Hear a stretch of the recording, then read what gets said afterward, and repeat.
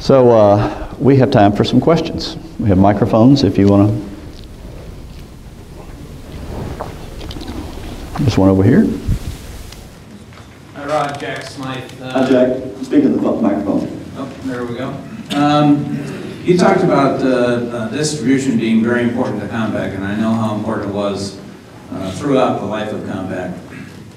In 1989, there was a divorce between Compaq and Businessland, and I just wondered what your perspective was on that divorce. So the question is, what happened with Compaq and Businessland? Well, that was a good example of Businessland learning that we meant what we said. What was going on, if you remember now, that was the time frame when the PS2 was coming out. And IBM was really promoting it, and it was taking off. They were selling millions of these things.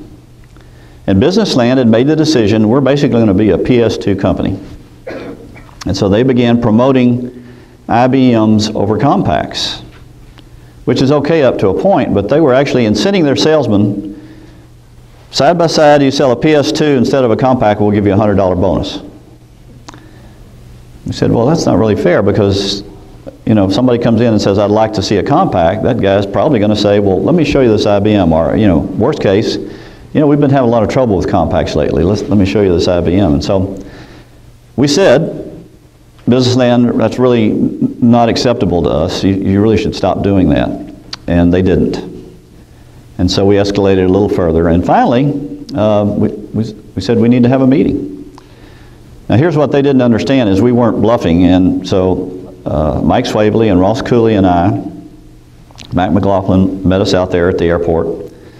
And in Mike Swavely's briefcase was a termination letter, which we didn't want to use. We really didn't want to part ways with Businessland, but it's one of those things where if you get it straight in your head, you really know what the answer is. And we were convinced that we were actually better off not being in Businessland rather than being there and having them sort of steal our customers and send them to IBM. So we went in and sat down at the table.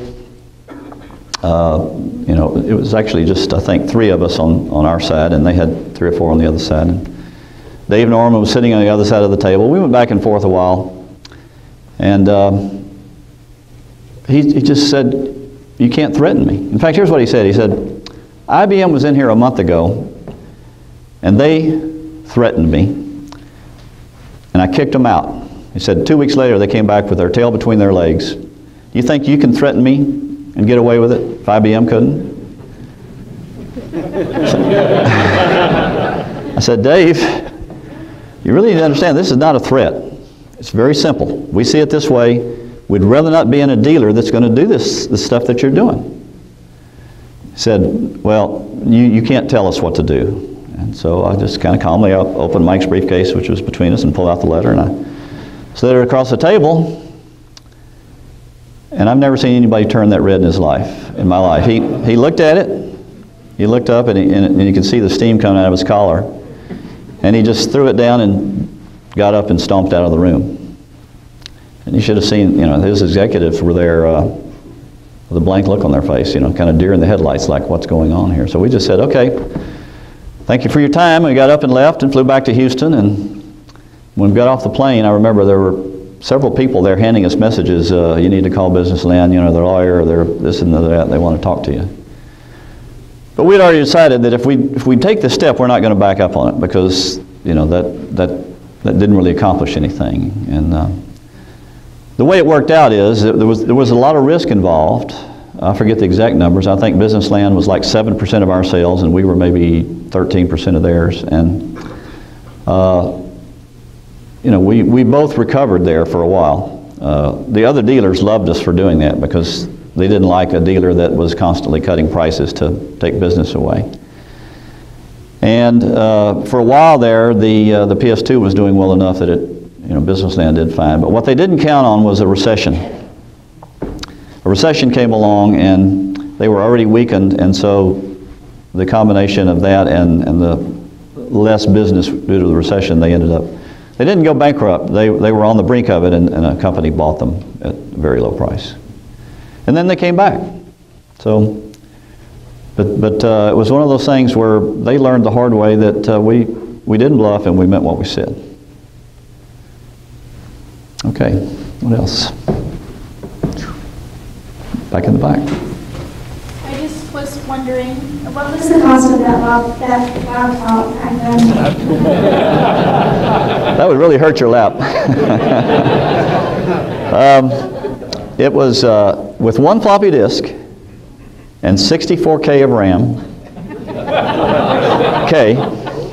It was $29.95, $2,995. A bargain. You know, it's interesting because you look back at those and you think, wow, what were they thinking? You know, but that's what computers cost, a lot more than that. And what made this different, you know, there's so many things that lined up for us. We were blessed with so many good fortune things that just happened to favor us. Like, for example, we wanted to do a portable because IBM wasn't building a portable. But when we went to the dealers, they wouldn't have carried it if it was a desktop. They needed something to go in there that wasn't competitive with IBM or Apple. So we had the portable. We figured, well, it's a different market segment than either of those two, so let's price it even with IBM. So we priced it about the same level. Everybody else out there was going 15 to 20% less than IBM. So that was really the beginning of differentiation and creating a brand that was upscale relative to the rest of the market and at least even with IBM. It was a very long, hard battle to have that image catch because, you know, going in, people just assumed you had to be cheaper than IBM. But we did it by not only in the portable arena coming out with the best products, but continuing to, when we entered the desktop market, we captured performance as our main characteristic of our brand, and then we continued to add a lot of other features that IBM didn't have. They were not that easy. I mean, they were not that hard to stay ahead of because once we got into the market and really got it rolling, they were slower and they were never leading edge, and so there was an opportunity for us at a much smaller scale to stay ahead of them. Okay. Yes, sir. Thanks. I was curious, when IBM was getting ready, they were trying to charge 5% of sales for people to use their bus, and you decided to make yours completely open source and charge nothing for it. Were there any thoughts about, well, let's go charge maybe 1%, so let's charge a lot less than IBM, make it really compatible, but still make a good stream of money from this? I just didn't know if that was ever a consideration. So the question is, did we consider charging a lot less than IBM? I'm sure a lot of people have tossed that around, you know, why couldn't they have done that? Why couldn't we have done something in between? And the reason we didn't is we were dealing with almost certain dead-end street if we had to go with IBM. And if we fought them and failed, it was the worst of all cases because now everybody else is way ahead of us in that arena, so here comes Compaq at the last minute behind. So if we're going to go this path and fight IBM, it's got to be our best shot because you get it once. And then it became obvious. We don't need to, you know, what's 1% going to be if we can make this thing work, then we can continue doing what we've been succeeding at. And that's what we really wanted to do. So we thought about it, but it was really clear that was not the right way to go. Mm-hmm. I want to say that it's very gratifying to meet you. I do recall I was very young, reading every month the Byte magazine. And I remember that IBM had the 286, and everybody was waiting for the 386, and they delayed and delayed and delayed. And I recall when Compaq said, I want to know ahead, and that made all the difference. So it's after so many years, and here that is quite interesting. And the fact is working. Wow. So the whole story there. Just an easy question. When was the year where most units were sold, and how many you sold that year? Units of which brand? Compaq. Oh, you know, so the question is, what year were the most units sold? It had to be sort of late in the 99, 2000 range. I believe it was probably 99. Compaq dropped a little bit in 2000, or around that time, I think, because of the bubble that was bursting. affecting the economy. But they hit some really big numbers, and I have no idea what they were. Does anybody in here know what peak numbers were? They were very, very big. Much, much bigger than anything we ever did back in the 80s.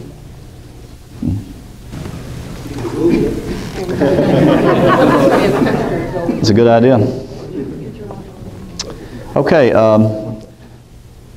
do we have a question up here and one back here? Okay. While we're getting microphones, let me just say, we've got it set up so you can buy a book if you want one. There's a place to use one of the little square devices to charge your credit card, or you can pay cash or check, and then I'm going to be up here signing the books. If you don't have time to sign it, there's a little form you can fill out with your name and what you'd like on it, and then I'll sign that after I finish the others and leave it there for you to pick up later.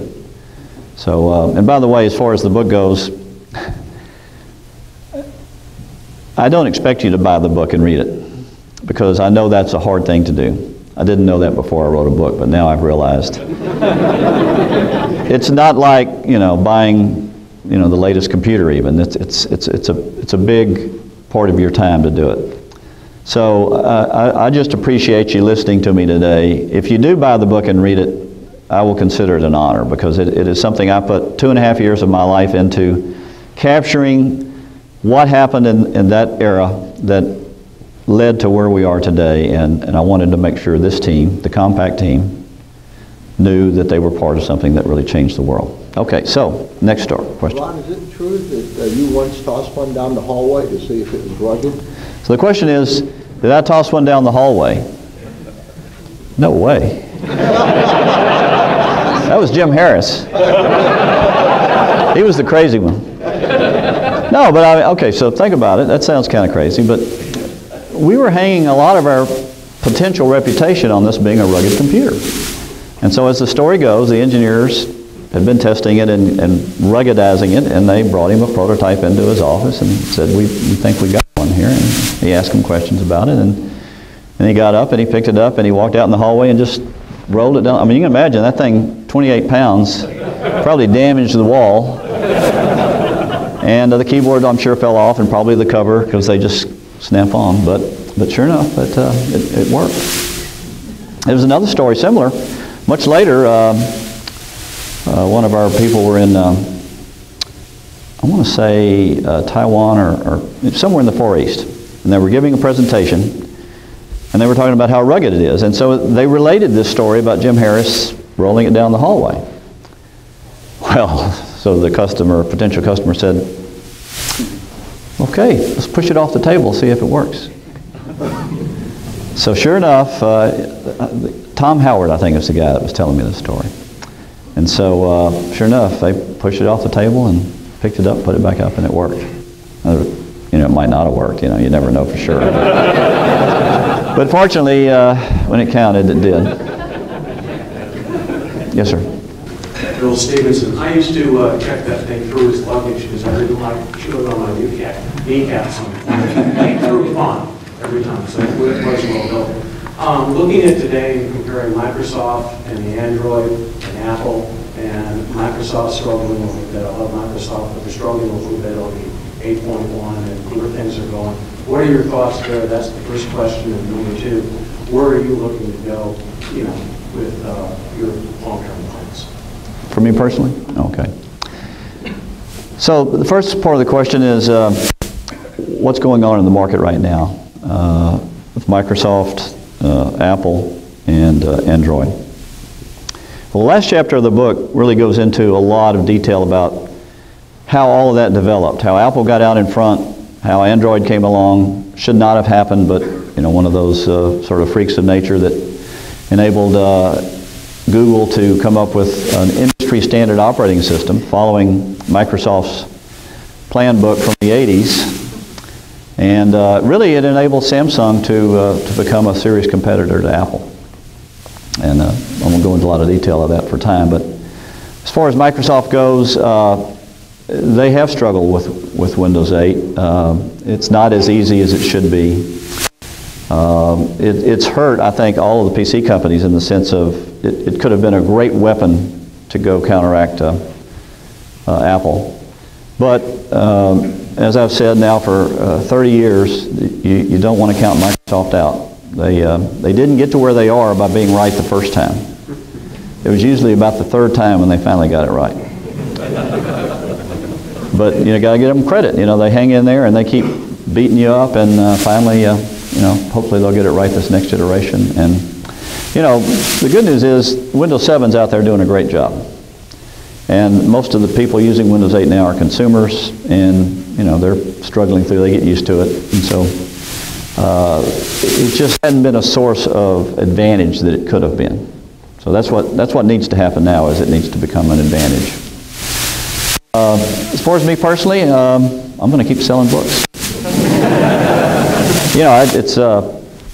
It's a labor of love.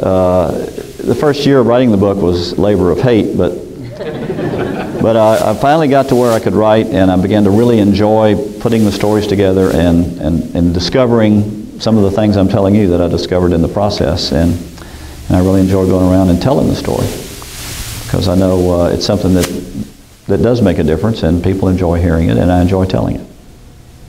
Okay, thank you very much. If you're interested in a book, I'll be up here ready to sign it. Thanks for coming.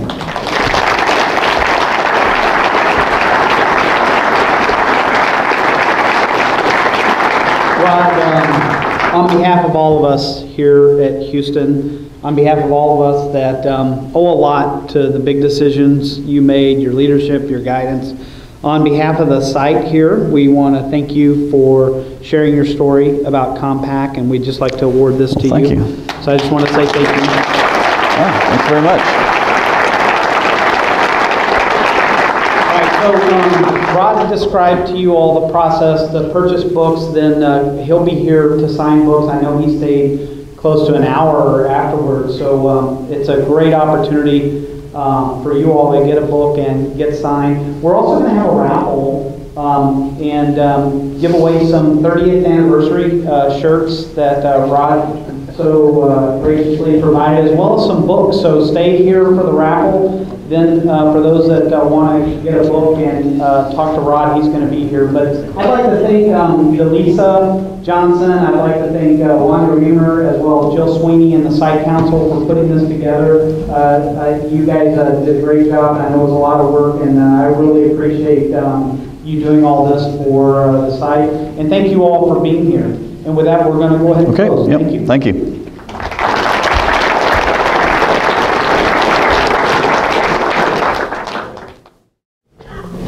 Your recollection of the Compaq business line thing was very accurate.